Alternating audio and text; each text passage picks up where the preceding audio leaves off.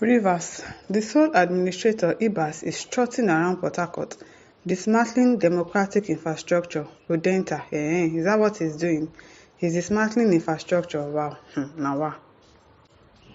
The founding National Secretary of the Alliance for Democracy, Udenta, has strongly criticized the administration of President Bola Tinubu, accusing it of dismantling democratic values, weaponizing the judiciary, and using the 1999 Constitution as amended against Nigeria. Speaking on Channels Television's Sunrise Daily program on Thursday, Professor Udenta described the suspension of Rivers State Governor Siminalayi Fubara as a direct attack on democratic institutions by the Tinubu government. Professor Udenta, a distinguished fellow at the Abuja School of Social and Political Thought, expressed his concerns that the current government is distorting the very system meant to protect democratic governance. Nigeria News reports that he accused the administration of manipulating key institutions like the judiciary and state apparatus to shut down democratic conversations. Yes, we've already established that everybody is just coming outside to say their bit about this state of emergency and suspension of Fubara. But it's just talk and talk and talk. Everybody's just having an opinion, but no solution. No solution. The system that should protect democratic governance, you are weaponizing them.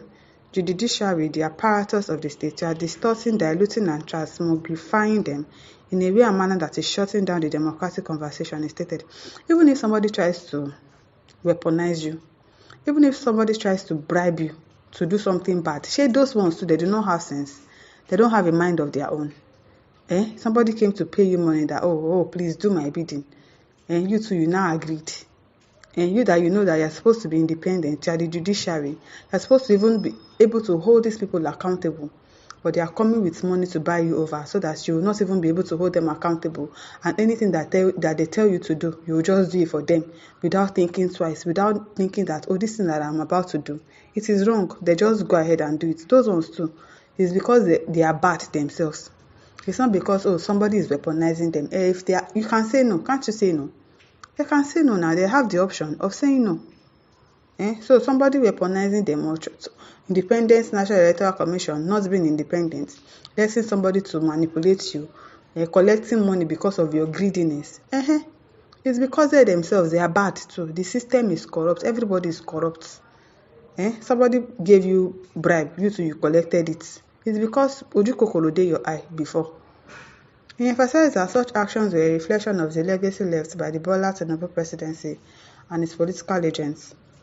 The professor explained that the erosion of democracy does not necessarily come from violent means such as gunfire, but from the misuse of the very instruments of democracy such as the constitution and judiciary. When you abandon the foundational norms of democracy and then you begin to use instruments you acquired in power to dismantle the guardrails that govern the democratic system, then democracy dies. There's no democracy in this country. Maybe democracy is sick, maybe they can treat it and then it will get better. But for now, democracy is not around. Democracy no day. Professor Udenta further lamented that the deliberate manipulation of democratic structures by those in power was a far greater threat than physical violence. It's not by firing a shot that democracy dies or crumbles. It is leveraging the guardrails like the Constitution, like what was done in Rivers State to abort democratic rules, he explained. The scholar also criticized the actions of Rivers State Administrator Vice Admiral Ibok Ibas, retired, accusing him of dismantling democratic principles with his suspension of all political appointees in the state. That one is what they told him to do that he's doing, because obviously they put him there too, and they must have told him, you know that it's almost like you are the governor now. You are the acting governor, and we are the ones that helped you to be there. So anything that we say you should do, you do it. They are the ones telling him what to do, and he doesn't have a choice. He has to do it. Professor Udenta described Ibas' action as a dangerous precedent for undermining democratic norms. People should not be talking about democracy. There is no democracy in this country. You find the sole administrator strutting around Port Harcourt, England now. He's the controller, he's in charge of Rivers State, so he has to strut. Before uncle, if now you no go strut, go carry shoulder pad, the waka as the acting governor, the sole administrator of Rivers State. His dismantling democratic infrastructure, he said, referring to the ongoing situation in the state. Professor Odessa lamented the declining quality of life for Nigerians under the current administration, noting widespread hunger, poverty, and escalating food inflation. That one sef dey. So many things just dey happen for this country at the same time.